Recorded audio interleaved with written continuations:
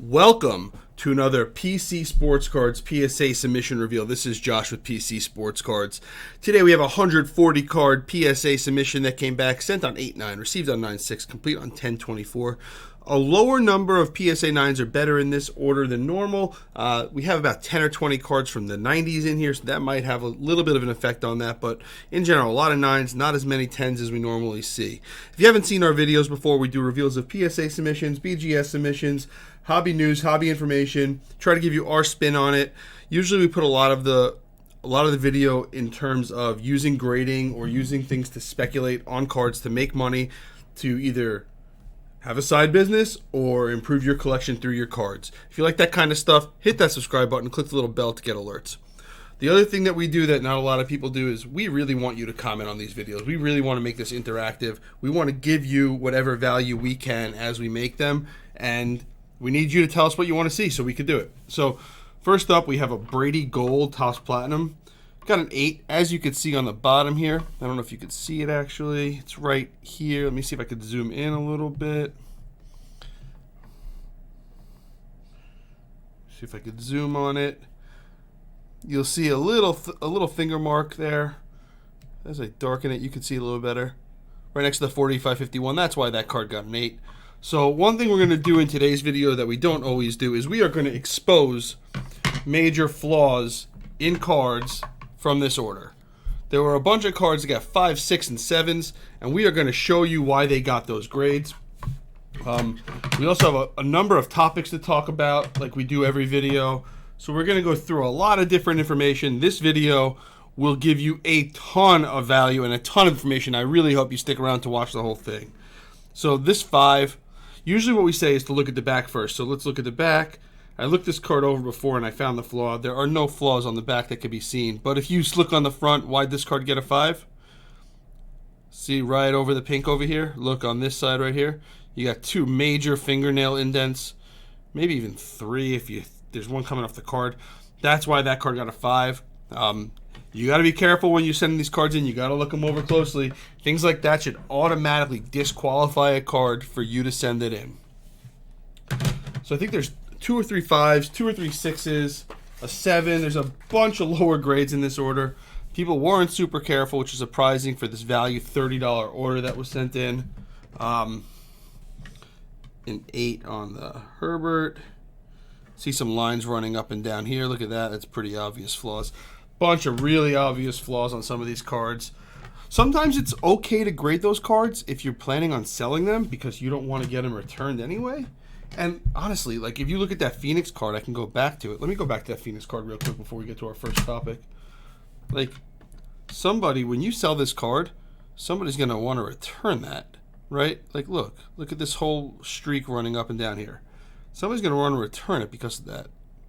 That they're going to say that's a 6 or a 7, but you know, the big thing about looking cards over is now you know that's good. That's going to get roughly an 8, right? So you have to learn.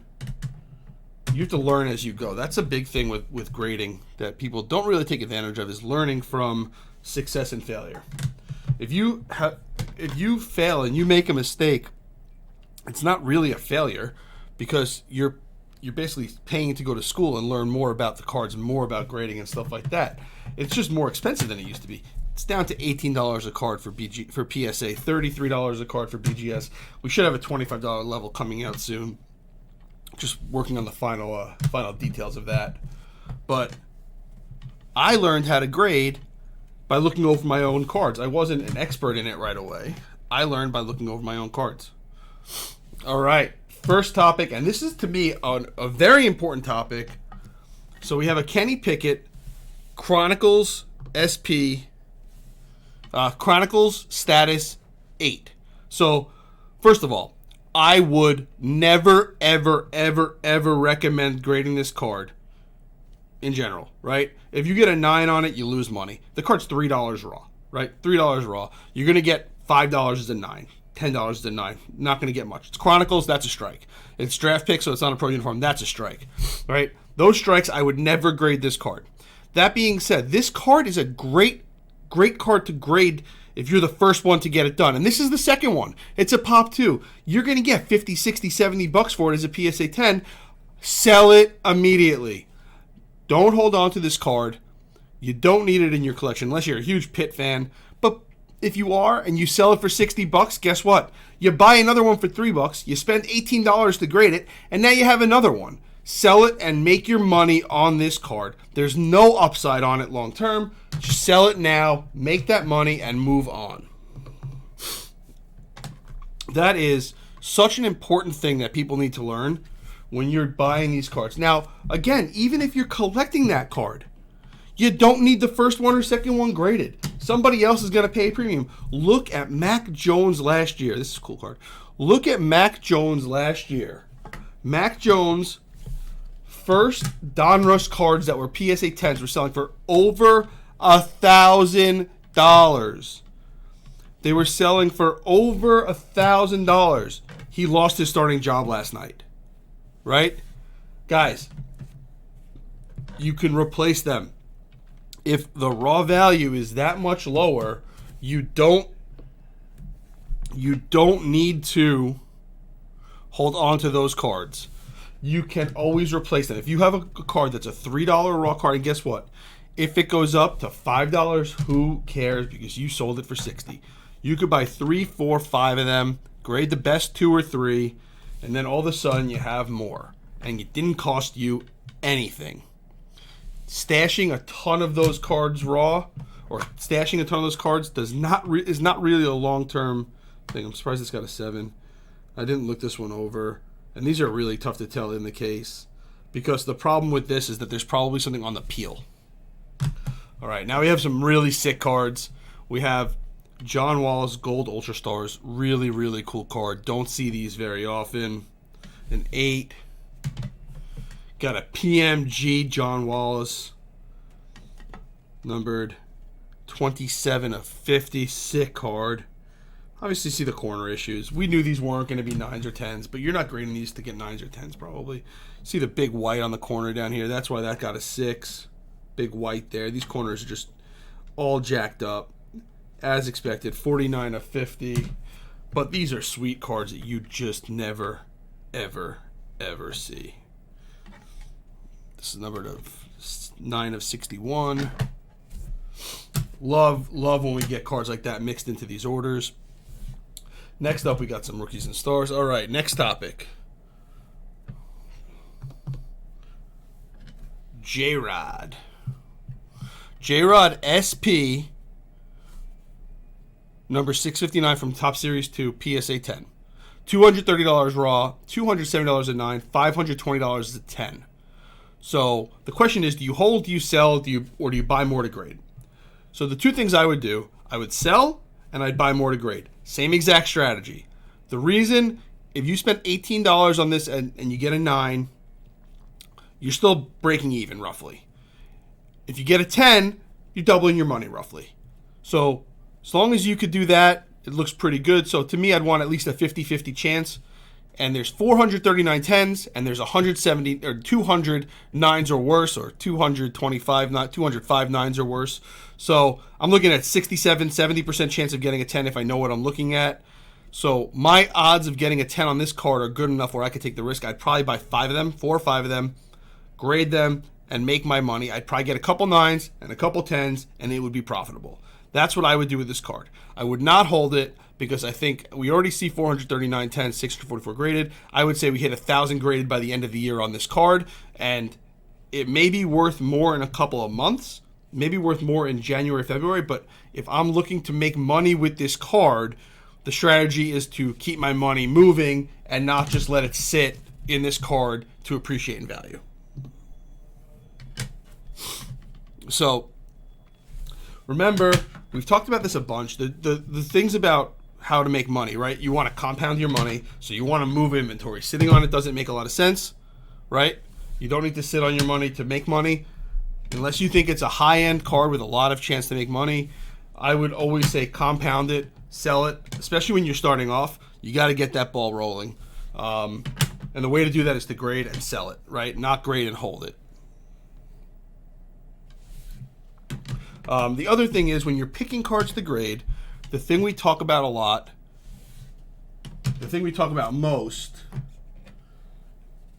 is grading cards that somebody else wants in a graded holder. People love those SP cards graded. They love short print grade cards because there's upside on them. All right. I think this is our next major flaw coming up soon.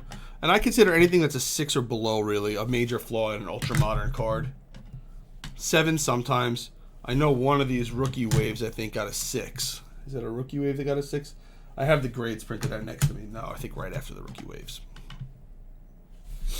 So you want to, first of all, make sure you're buying and grading cards that somebody else is willing to pay a premium for. You want to have the skill to look them over, and you want to move them. You don't want to sit on them. There is no reason to sit on a lot of these cards because, especially stuff like this, you could find these every single night on eBay. Every single night you could find raw versions of these ending. Are you going to guarantee to get a 10? No. Odds are you don't get a 10. Odds are you get a 9 or an 8. But if you know how to look for well-centered cards and you could look at the corners and see if there's white on the corners or see if there's any major flaws, you could see a lot of those things just by looking at the card. Then you have a shot at making money on these cards. First of all, immediate thing that stands out is that white corner. Look at that. That's pretty bad. This is a 6. So that was pretty bad. And then if you look in the middle of the card, where his bicep is right here, as I tilt, you'll see a big scratch going through the surface. Another little dimple there, another little scratch there. This card is just beat up, right? You have to be able to do simple evaluation of cards to figure out what's going to get a 9 or a 10. And odds are, if you have general skills, and the things that I'm pointing out today, the reason that I'm pointing out these flaws is that they're obvious. There are obvious flaws on these cards. You should be able to see them and say, hell, I'm not sending that card in, right? All right, here we go. Next one up. All right, let's quick glance at the front. Nothing that stands out. Turn it over.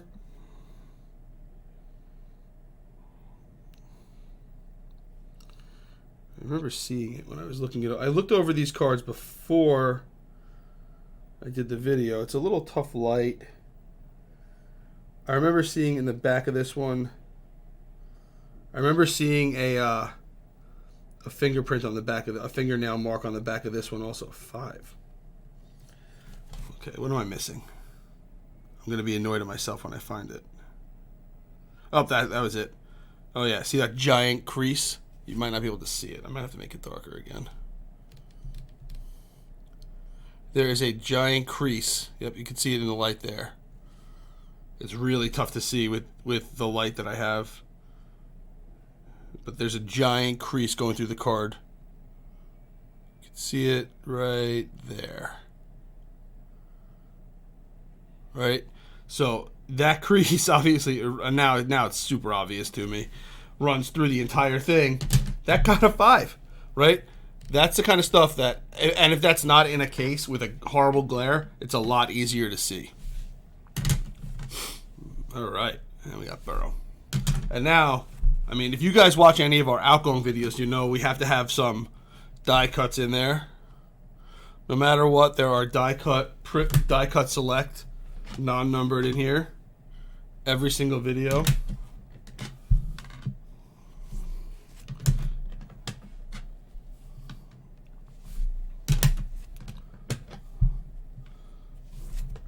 All right, next we got a Herbert NFL debut. A card like this makes up for a bunch of misses when you're grading. Okay, Charizard. All right, next topic is 5. Oh, you got a sneak peek of number 4 of the next one. Ohtani update. Do you grade this or other Ohtani right now? Right? You have a 10 and a 9. So a raw is $20. A PSA 9 is $30, and a PSA 10 is still over $130. Your odds of getting a PSA 10 are, again, 65 to 70%.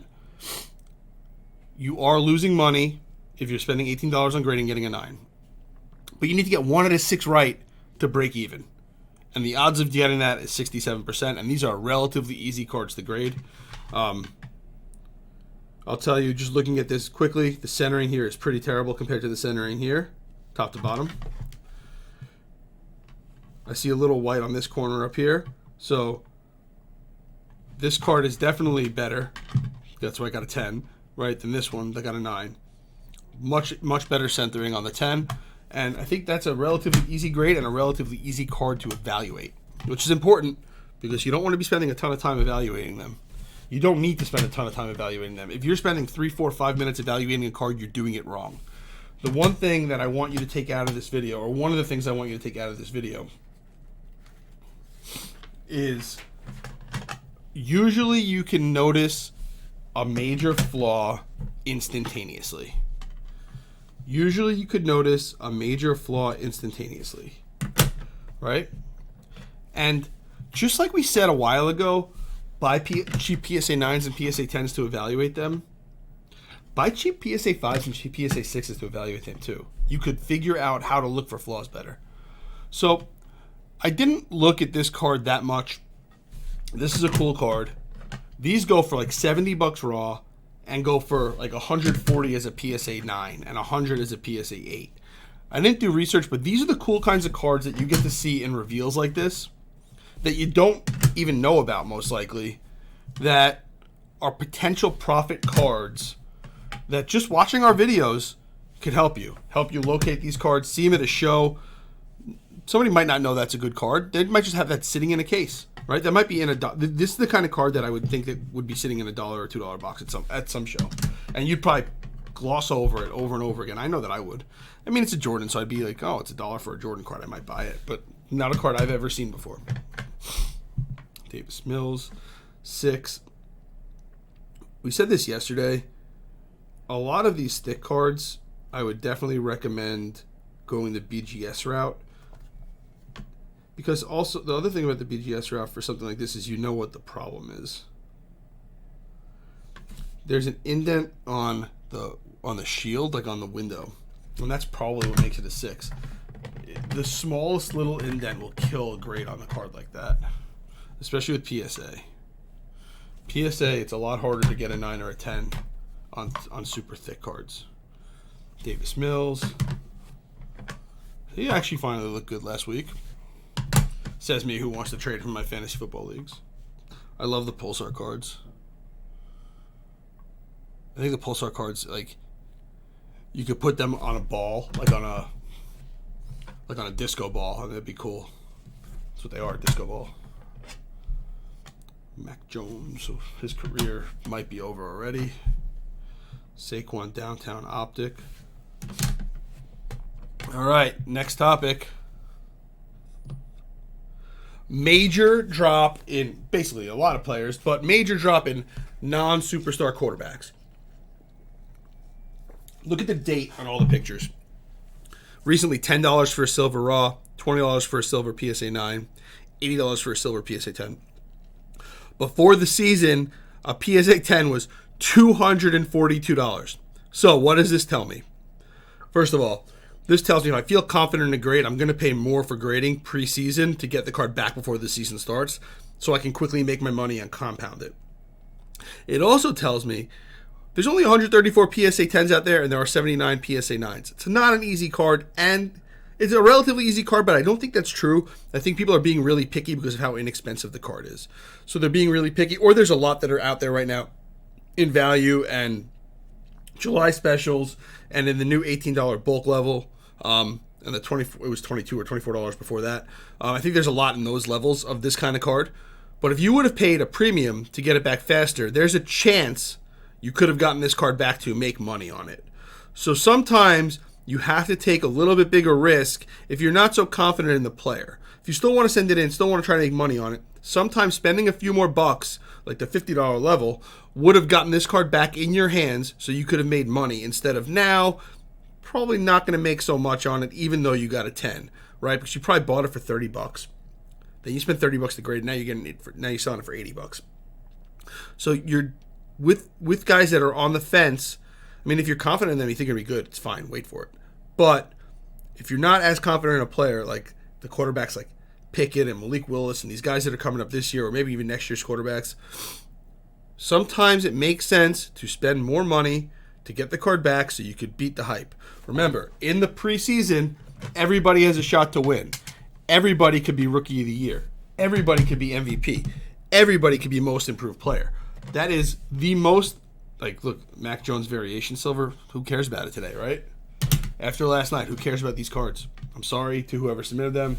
Not trying to kill your cards. Tua, he's back. But this is the Chronicles silver one. This is the Chronicles one. Hurts, who I don't think is a great quarterback, but I think he's in a great situation. Tua select silver. Up in the shocking development, we have a non-numbered retail die cut. Oh, this is a sweet card.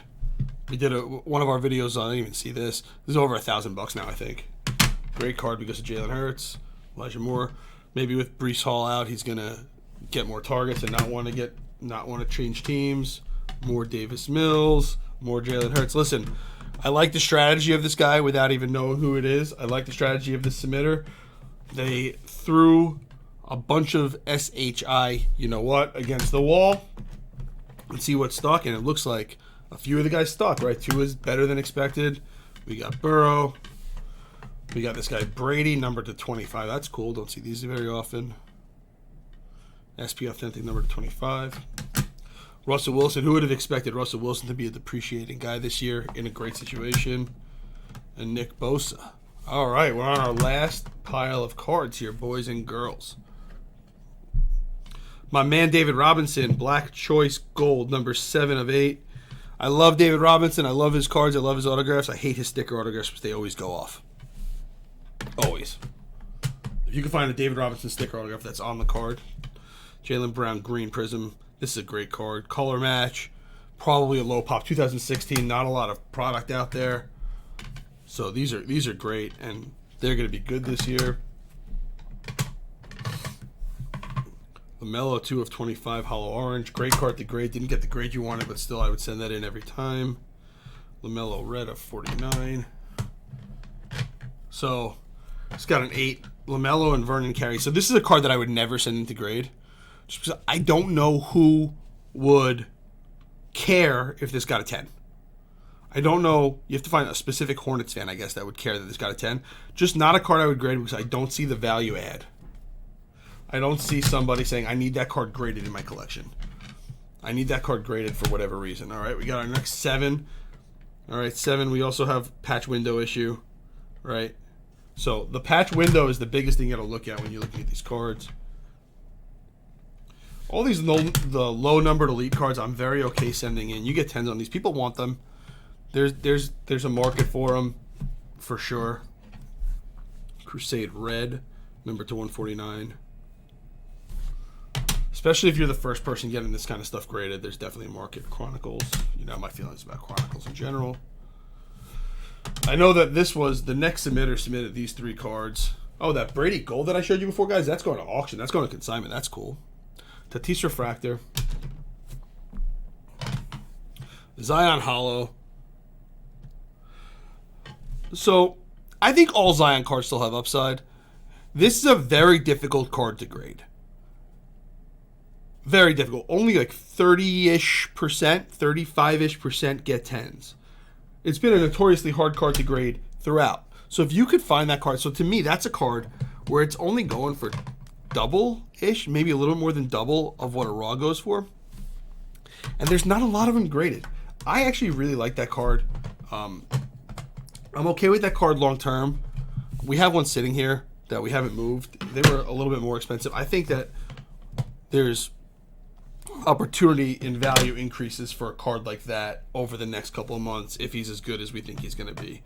More in that than a base optic or a base select or anything of that matter. Kabooms. Kaboom. All right, the last few cards, if you're getting near the end and you're like, oh, I'm going to check out, the last few cards are really sick, so I wouldn't do that.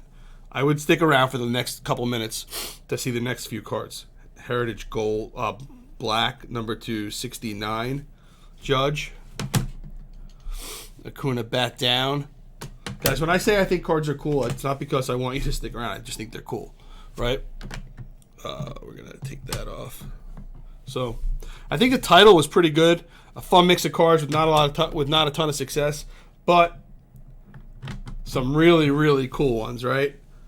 And some really good information, I think. I think this was another really good video. Turn back the clock. Brady. See, to me, this is cool. You may disagree with me, but this is cool. I love seeing cards from my childhood. Ichiro, Jamie Drysdale, and the one that is the coolest one, Brady Montana, Sterling auto. Look at those perfect autos on the card. Number 3 of 20. What a great card to end on. 2 of the best to ever do it. Thanks so much, guys. I'm actually going to be away the rest of the week. I may get one more video up. Check out the shorts that we're putting out. We're trying to break those down also. Look forward to hearing what you have to say about this video, and look forward to doing more either later this week or next week. Thank you so much, and have a good one.